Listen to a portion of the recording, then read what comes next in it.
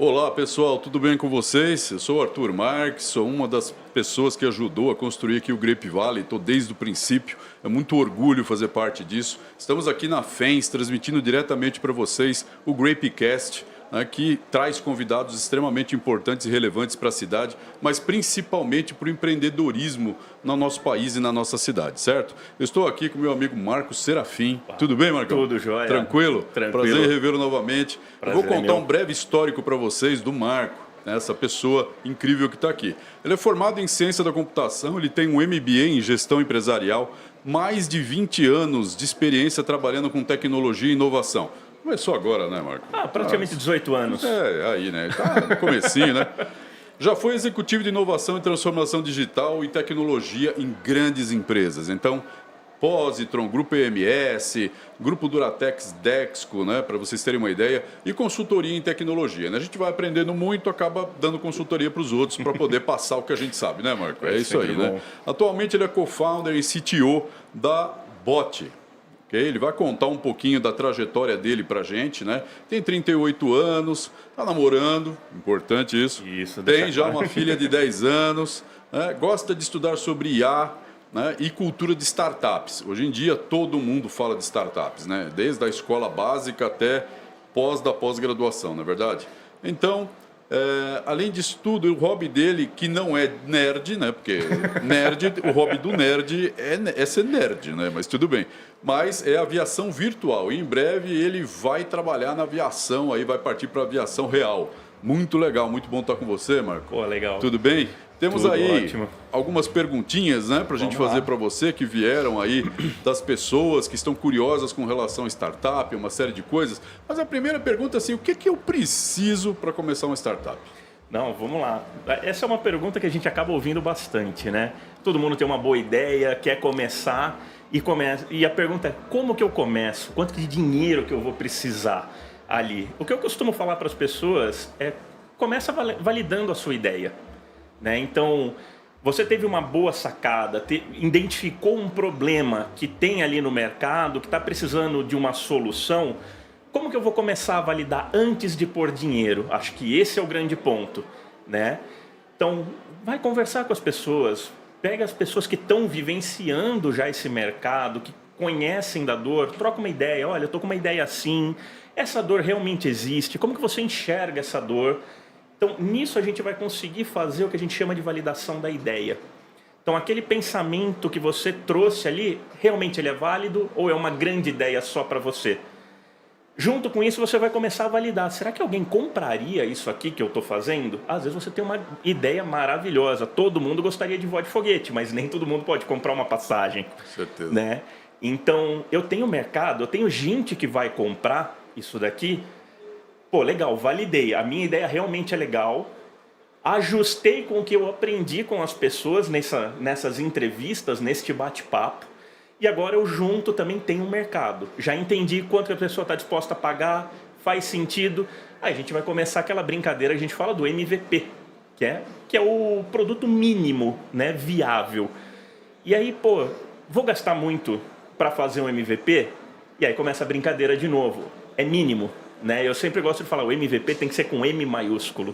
O que é o mínimo para eu validar? Será que eu preciso desenvolver um aplicativo? Será que, de repente, fazer um mágico de Oz, que a gente chama, fingir que tem uma tecnologia, mas na verdade tem um ser humano trabalhando por trás, né? Então você pode usar muitas dessas técnicas, dessa criatividade, uma landing page para ver, um PPT para demonstrar como que vai funcionar, e aí você já tem certeza absoluta, fala, olha, legal, eu tenho mercado, tem gente querendo pagar, a solução que eu pensei funciona, agora sim eu vou pôr dinheiro, né? Então é sempre bom a gente começar olhando para essa questão.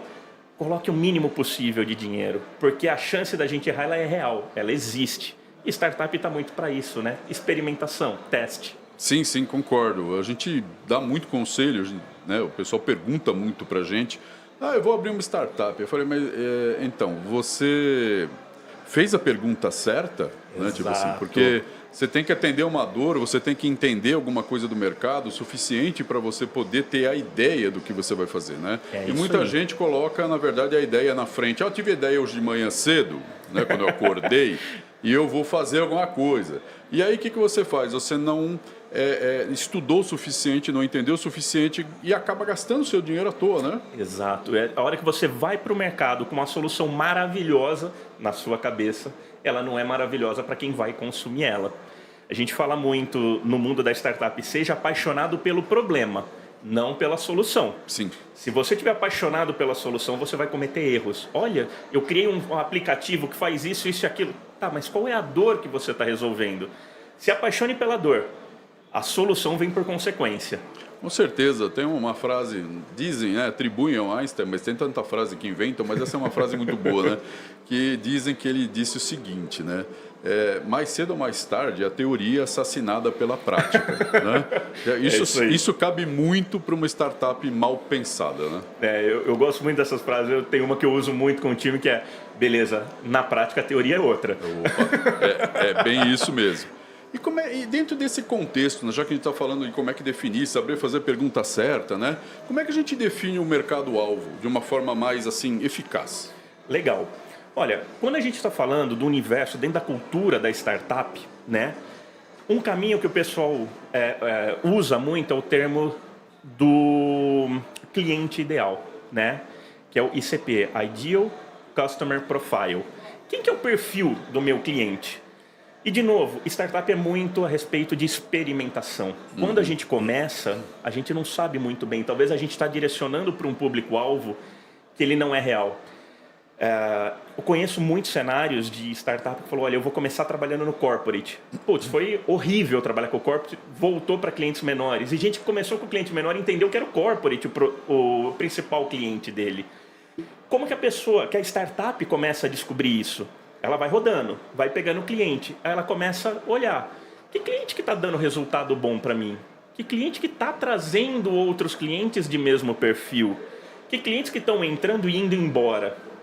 Qual que me dá mais custo? Qual que me dá mais resultado? Você vai analisando sua base de cliente e começa a olhar. Fala, opa, legal, estou achando aqui meu cliente ideal. Esse aqui é meu ICP, né? Dentro da minha startup. E isso...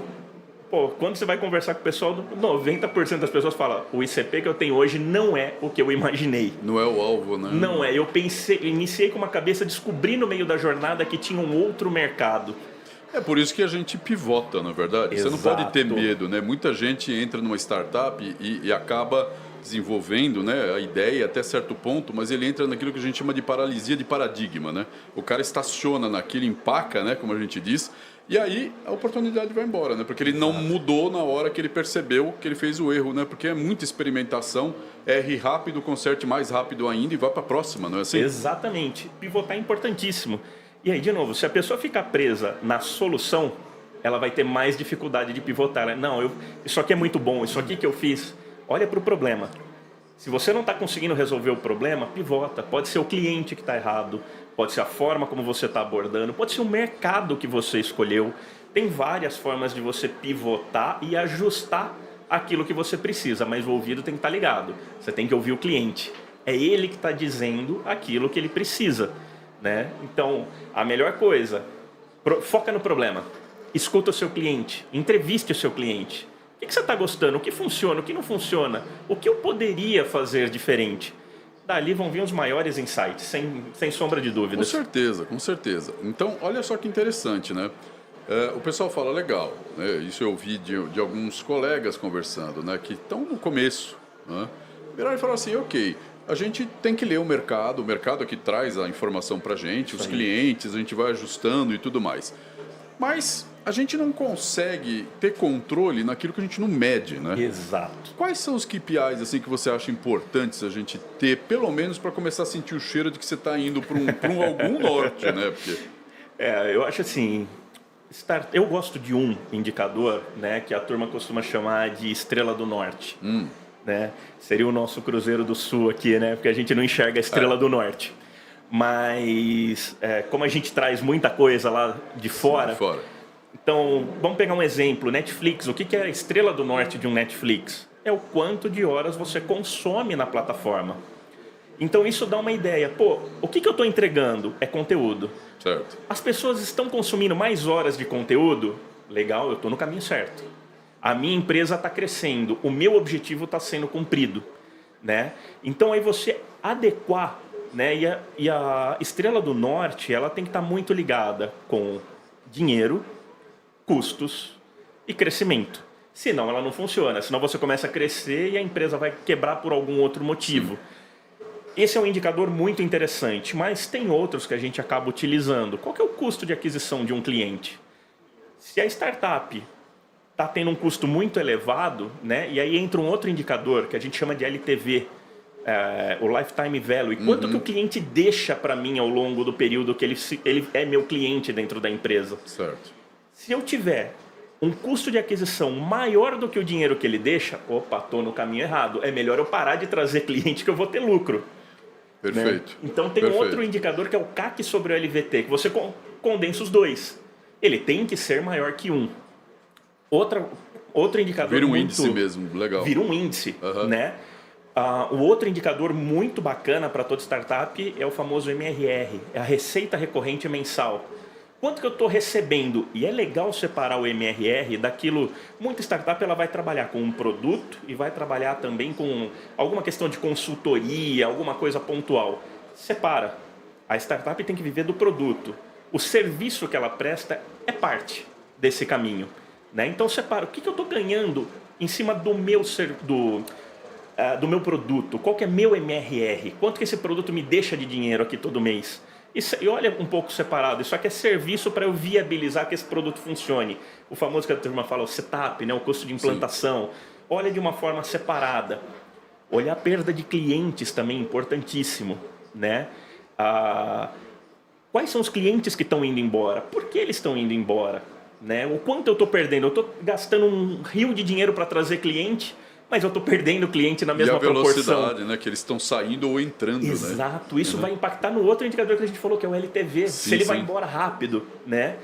E como toda startup roda com pouco dinheiro, importante, tem um termo que vem do inglês, o runway, né? Runway.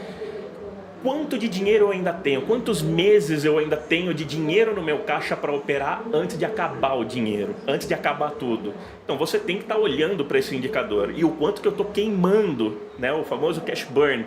Quanto que eu estou queimando todo mês de dinheiro que eu tenho?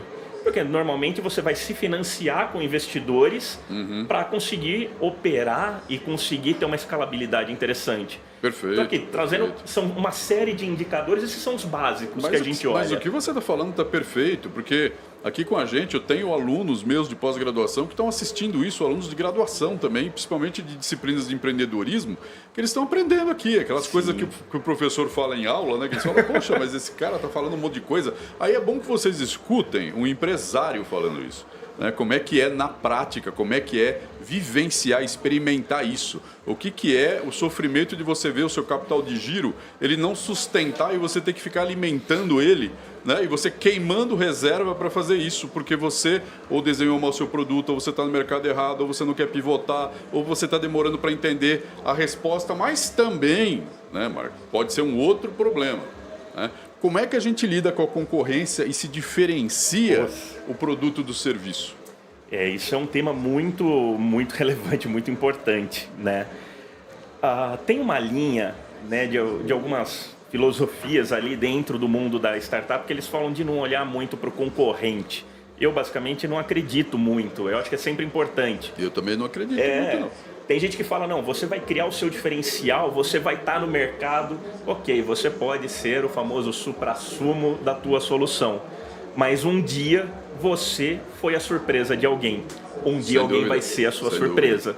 Então é importante, olha no mercado. Eu gosto muito de sentar com os clientes e ouvir. Quem que está abordando ele? Que solução que estão trazendo? Olha, a gente tem tantos recursos hoje de pesquisa na nossa mão. Sim. Vamos olhar, vamos fazer uma análise, né? Eu gosto muito da análise SWOT para olhar para a concorrência, né? O que ele tem que eu não tenho? Qual é o potencial? Quais são as fortalezas? O que ele, olhando para aquele cliente, o que é a minha fraqueza? Isso vai fortalecer meu produto, isso vai fortalecer minha empresa, e vai fazer com que eu não fique ali numa situação vulnerável de surpresa. Caramba, apareceu uma solução do nada. O mercado guinou, foi para outro lugar. Né? Então, quando você está muito focado, olhando só para dentro do seu universo, você corre o risco de receber essa surpresa. Você fica vulnerável, né? Muito vulnerável. Então, a melhor forma, converse com seus clientes, tenha uma rotina de papo com eles, olha para o mercado, tenha inteligência de mercado dentro da sua empresa. Que concorrente que está vindo, o que eles estão abordando? Ele está num outro nicho que não é o meu.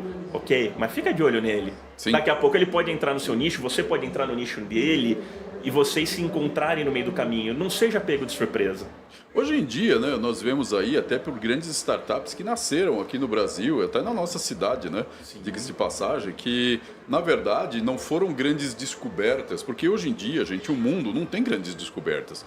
Todo mundo sabe o que todo mundo está fazendo. Quem sair primeiro, desnatar primeiro, fazer o skimming, né, no mercado, como a gente diz, vai ganhar, vai sair na frente. Então, o que a gente vê? Muita gente pesquisando em mercados gigantes que tem grande consumo e consumo muito rápido, como China, como Índia, né, onde eles trazem ideias para cá. E essas ideias acabam virando grandes hits, porque existe uma demanda reprimida absurda de conveniência, principalmente no Brasil. Né? Então, você fica preso a essas coisas. Né? Dentro desse contexto, quais são os elementos essenciais, né, para construir uma equipe que seja capaz, né, de entender todas essas nuances de mercado, tudo isso, e trazer informação para dentro para que possa se tomar decisão? Eu gosto de falar que quando numa empresa que está começando, com uma startup, todos os primeiros funcionários eles têm que ter um olhar de co-founder, né? Eles têm que ter ali o skin in the game, né, que a gente fala. Tá ali dentro no dia a dia e olhar como parte do negócio. Então, pessoas que se identificam com a sua cultura, que se identificam com o seu propósito, que vão agregar. Porque uma startup não tem como você ter os papéis muito bem definidos. Às vezes você tem um pouco de intersecção, você tem um pouco. Um vai fazer um papel que não foi devidamente contratado. As pessoas precisam entender isso. Eu gosto muito da frase, né? Contrate pelo soft skill e treine pelo hard skill. Né? Então, poxa. O cara é um excelente técnico, mas a relação interpessoal dele é horrível. Ele vai destruir seu time. É muito mais fácil você treinar alguém para ser um bom técnico do que treinar alguém para ser um bom líder, uma pessoa que vai motivar, né? É muito mais complicado esse tipo de coisa. Eu gosto muito disso. E quando eu converso a respeito de montar time e olho para o meu time, eu gosto muito de olhar a questão das 7 inteligências, né? Para você ter realmente um time heterogêneo. Se você tem um time muito homogêneo, todo mundo pensa igual, todo mundo faz igual, todo mundo erra igual. Você não vai ver aonde estão as armadilhas. Né? Esse pensamento plural eu acho muito importante. Então, na 7 inteligências, você vai ter uma pessoa que ela é mais lógico-matemática, outra pessoa é melhor de relacionamento, a outra pessoa ela é mais introspectiva, a outra é melhor para conversar, para montar estratégias. Então, olha para o teu time. Quem eu tenho hoje? Quais são as competências que estão faltando aqui para mim? Nossa, eu tenho um time muito técnico, mas a minha parte de relacionamento não está boa. Traz uma boa pessoa de relacionamento para o seu time. Sim. Poxa, eu tenho muita pessoa aqui intelectual, mas tem hora que eu preciso carregar o piano. Poxa, legal, agora está faltando um carregador de piano, alguém que vai trabalhar aqui para fazer a coisa acontecer. Né? Então, olhar para o time, sempre procurando qual é o gap que você tem ali dentro, olhando para essas 7 inteligências que existem e tentar equilibrar elas e sempre buscando pessoas com uma experiência diferente. Né? Se um gosta do azul, traz outro que gosta do vermelho. Se você trouxer todo mundo que gosta do azul, sua empresa vai ser azul. Né? E talvez não é isso que seu cliente quer. Olha para diferentes perspectivas, né? A gente tem uma tendência de trazer pessoas muito similares a gente, que pensem parecido. Isso é legal para convivência, mas é péssimo para o negócio. Com certeza. Então, eu gosto muito de dar essa dica para o pessoal. É legal falar, nossa, essa pessoa tem a minha cultura, tem meus valores, pensa como eu, não sei o que tem. Cuidado, ela vai errar como você também. Com certeza, né? Porque você está só fazendo um espelhamento, né? Exato. Isso é muito perigoso. E é uma coisa interessante que o Marco está falando aqui para a gente, é o seguinte, uma empresa, qualquer CNPJ, ele é a soma né, dos CPFs que estão lá dentro. É isso aí. Então, se você tem pessoas que são diferentes, mas são complementares, você consegue fazer muita construção boa e muita coisa legal. Se você começa a pegar todo mundo que é parecido com você, que tem afinidade com você, você pode cair numa cilada na qual você não vai ter saída. A segunda coisa diz respeito ao seguinte, você pode, e normalmente as startups começam assim, né? Eu sou um baita técnico, eu conheço tudo, né? Mas eu não sei vender, né? Como é que a gente constrói uma equipe comercial campeã para poder fazer as coisas funcionarem? Olha, eu acho que eu gosto de usar a frase cada macaco no seu galho, né? Eu tenho uma experiência muito técnica. Obviamente eu não sou o melhor vendedor do mundo. Tem pessoas que passaram os 20 anos que eu passei na tecnologia, a pessoa passou nas vendas. Não dá para eu me comparar. Não tem como comparar, né? Não tem como, né? Você ser o melhor em tudo, isso não existe. Então assim, poxa, eu vou começar uma empreitada, eu preciso me aproximar de pessoas. E aí começa. O Grape é fantástico para isso. Eu vou conhecer pessoas lá dentro que estão com a mesma afinidade, né? Estão ali no ecossistema, respirando a mesma coisa, mas ela tem um perfil completamente oposto ao meu, diferente. E a gente se complementa. Então, poxa, networking, fantástico. Conversa com pessoas, busca referência, faz o match. Essa pessoa dá para trazer. Ela tem que combinar em valores, os valores pessoais têm que ser semelhantes, as ambições têm que ser semelhantes. Mas às vezes maiores até, né? Às vezes até maiores para puxar a gente para cima. É verdade. É muito bom. É importantíssimo. Mas ela tem que me complementar. Eu tenho uma característica técnica. Eu vou trazer um outro técnico para dentro do time. A gente vai, de uma certa forma, ter uma interferência um no trabalho do outro, porque a gente vai pensar diferente. Isso pode tirar a empresa do rumo. Então é sempre bom, olha, quem que vai complementar suas deficiências?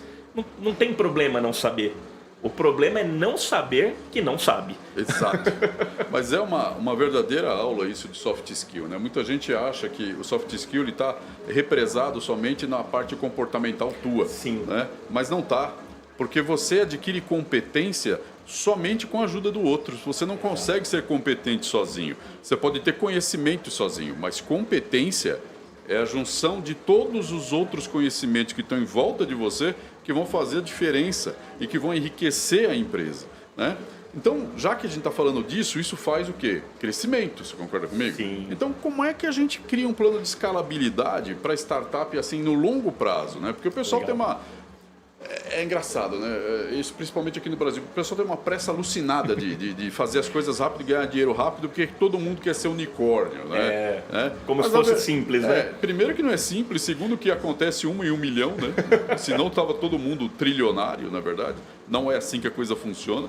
E é muito mais fácil, né? Como está na moda hoje em dia, né? O novo normal é ser uma startup camelo, né? Então, isso. Você tem que ser resiliente, você tem que aguentar. Mas como é que a gente pensa na escalabilidade de uma startup no longo prazo, levando em consideração uma boa equipe comercial? Não, eu acho que isso é muito importante, né? Acho que um ponto que a turma fala, só complementando, é a questão, eu quero ser unicórnio, mas ninguém fala sobre o Vale da Morte, né? Que é você não prestar atenção nas coisas básicas e acaba morrendo. Tem muito mais gente que fica no Vale da Morte do que chega no status de unicórnio. Então tomem cuidado com esse caminho. Mas quando a gente está falando de escalabilidade, primeiro a gente vai começar, vamos validar a ideia, conseguir validar a ideia, vamos fazer um MVP, né? Então tem um produto, validei, legal, olha, esse produto funciona, tem mercado, as pessoas pagam, né? Que é o que a gente chama de Product Market Fit. Eu tenho um fit com o meu mercado, a minha solução agrega valor de verdade e não é só na minha cabeça, é real isso. Agora a gente vai começar uma fase que a gente vai chamar de tração. Eu vou começar a crescer. O que é o grande ponto? Quando você entra numa fase de tração, se o seu produto é bom e o Product Market Fit foi legal, a startup vai crescer muito rápido. Então aí a gente começa a falar de replicabilidade do processo. Tudo que você aprendeu ali, colocando a mão na massa, sentando com o cliente, monta um documento que a gente vai chamar de playbook. É um manual. Não é apenas desenhar o processo. Qual é o processo? Estamos falando de vendas? Quais são as objeções de vendas que eu tenho? Como que eu saio de cada objeção? Né? Como que eu me porto frente ao meu cliente? Que tipo de linguagem eu vou usar? Eu posso ter clientes com perfis diferentes. Qual é a minha abordagem que funciona melhor para cada um deles? Todo esse conhecimento gerado no coletivo das fases anteriores, elas viram um playbook, um grande manual ensinando você a replicar sua venda, a fazer um suporte, a tratar uma saída de cliente. Você vai criando esses manuais dentro da empresa. Qualquer funcionário novo, né, que vai chegar à sua empresa crescendo, precisando pôr gente para dentro, você vai gastar menos tempo olhando para a capacitação e você não vai perder a sua essência. Perfeito. Você vai conseguir manter todo mundo padronizado, funcionando direitinho, e você vai melhorando todo esse seu playbook ali. E aí você consegue escalar.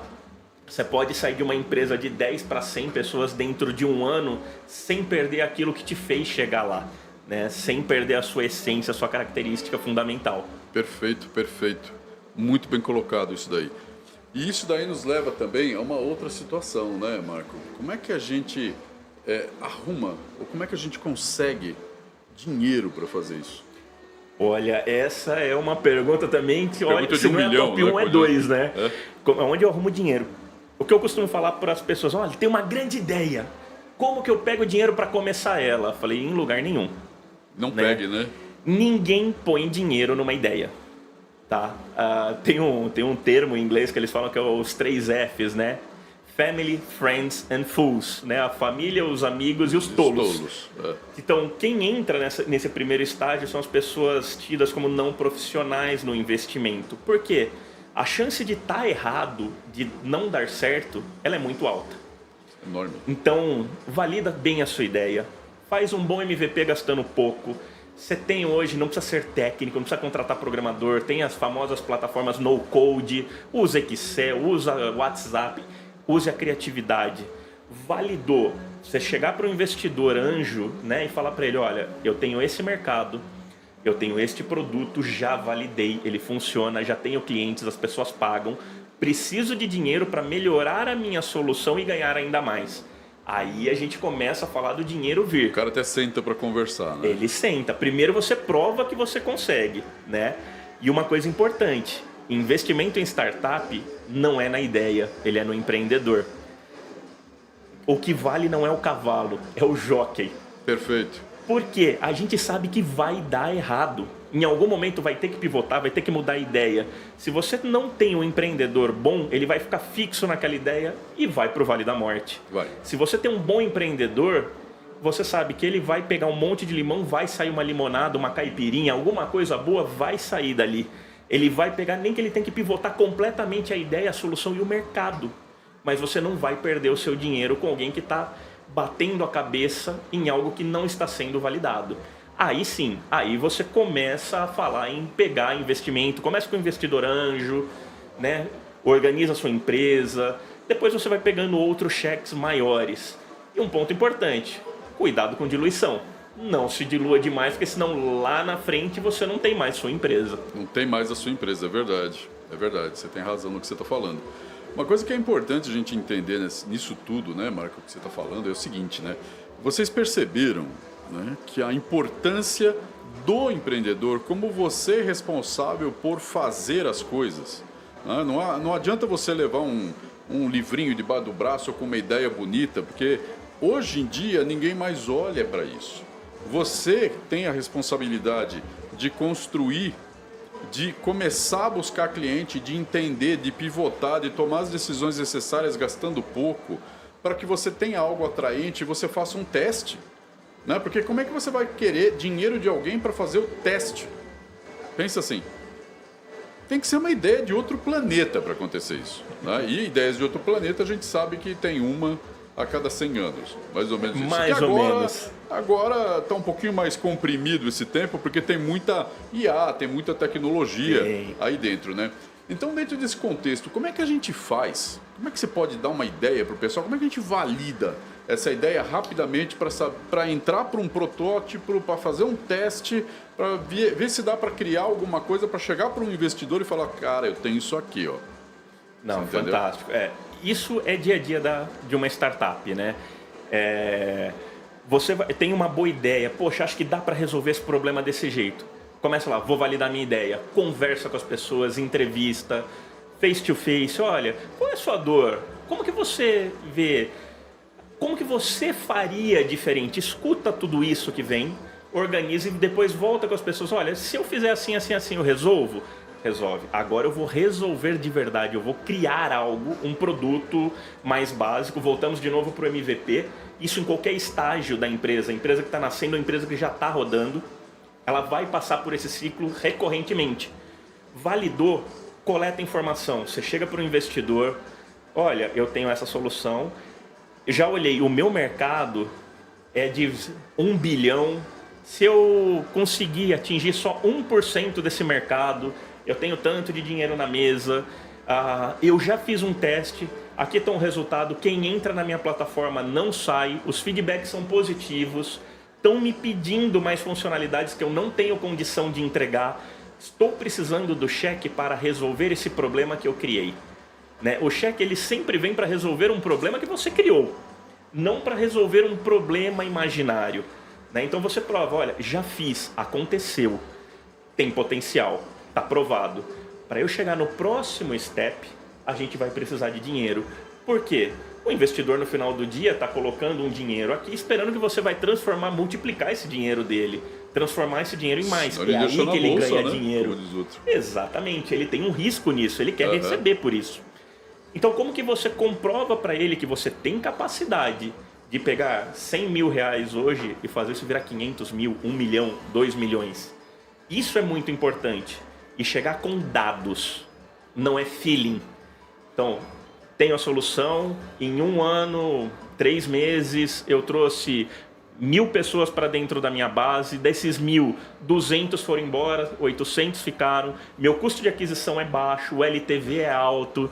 E aí você volta naquela conversa que a gente teve nos indicadores. Pega esses indicadores e mostra pro investidor.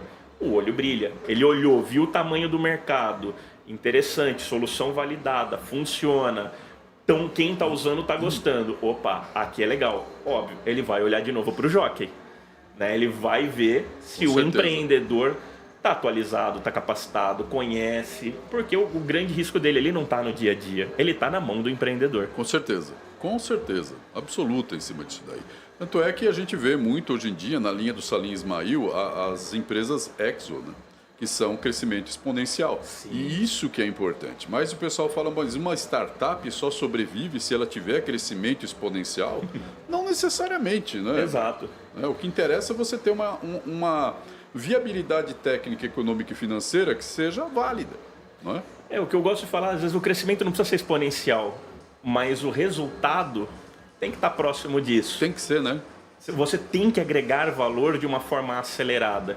Startup é sobre velocidade, é você ser mais rápido.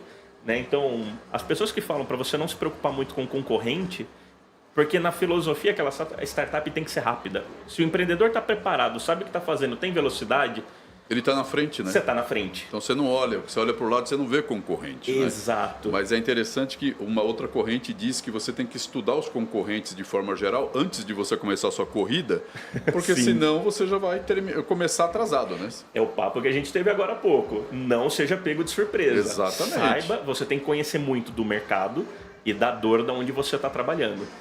Isso para pegar investimento. Se o investidor entender que ali na conversa, você não conhece bem da dor, né?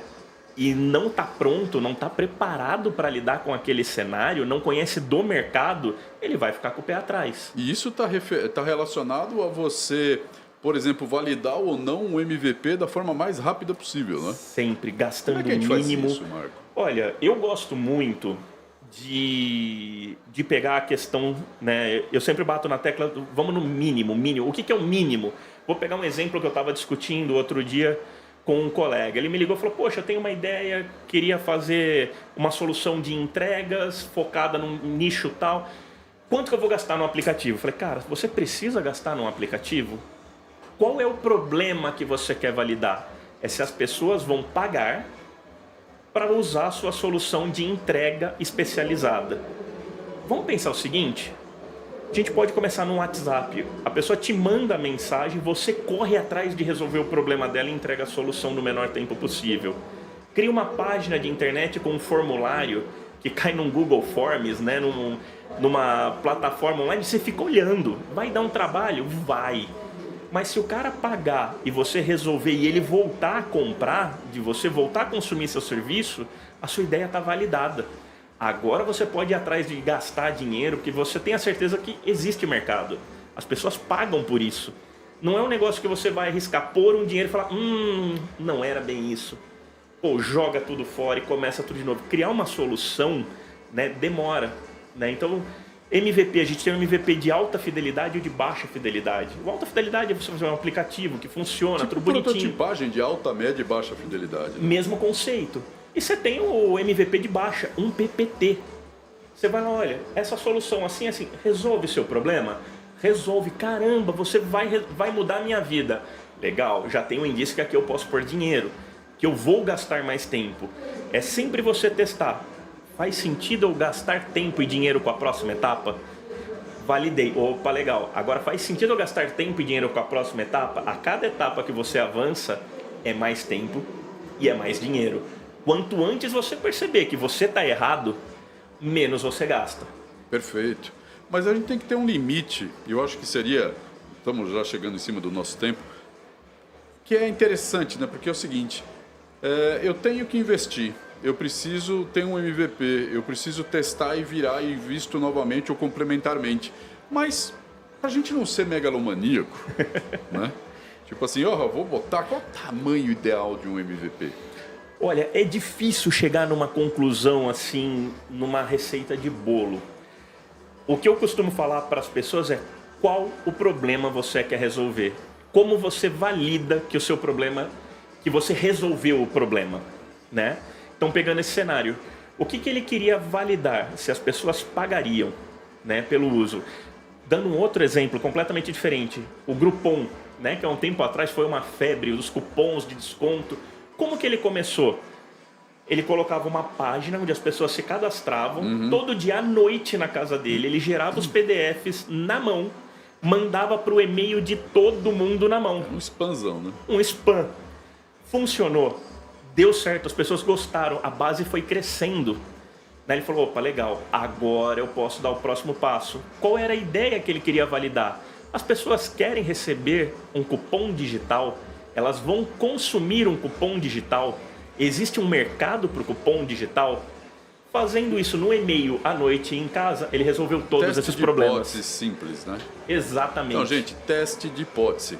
Faz a pergunta, responde rápido, vai para a próxima fase do jogo, E aí você vai sabendo se você vai derivar ou se você vai concentrar. É mais ou menos isso, né? Essa que é a ideia, né, Marco? Não tenha pressa de validar a sua ideia, a sua criação. Mas uma vez validada, afunda o pé. Né? É melhor você ter certeza que você está indo para o caminho certo do que você ir para o caminho errado com muita velocidade. Legal, Marco, legal. Quais são suas palavras finais, seus conselhos ou algo que você acha que é importante você falar para quem está começando? Não, legal. Pessoal, eu acho que sempre que você está começando uma startup, quando você está buscando alguma coisa, pense sempre em como validar. Acho que foi muito do nosso papo aqui hoje. O que é realmente o mínimo, né? O que é aquilo que você precisa validar? Qual é a dor? Entenda da dor, busque uma solução para a dor e gaste o mínimo. Não pense em tecnologia. Startup não é sobre criar a tecnologia, não é sobre criar inteligência artificial. É sobre resolver problemas que existem. Então foca nisso. Pense sempre o MVP com um M bem grandão, o mínimo tem que ser gigante. E em cima disso você vai conseguir validar rápido e validar sem gastar muito dinheiro. É isso aí, pessoal. Muito obrigado aí pela participação de todos. Eu sou o Arthur Marques. Eu gostaria muito de convidar você a uma reflexão depois de toda essa aula que o Marco deu aqui pra gente e pensasse, né? Startups são empresas que resolvem problemas do mundo real.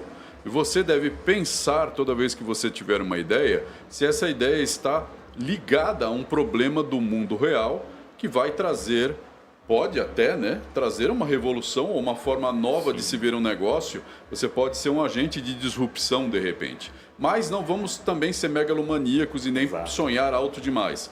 Né? Conquiste uma pessoa por vez todo dia naquilo que você faz e pense numa solução que possa agregar valor na vida das pessoas. Eu tenho certeza absoluta que essa é uma das fórmulas do sucesso. Muito obrigado, eu fico por aqui, mas não sai não que daqui a pouco tem mais, hein?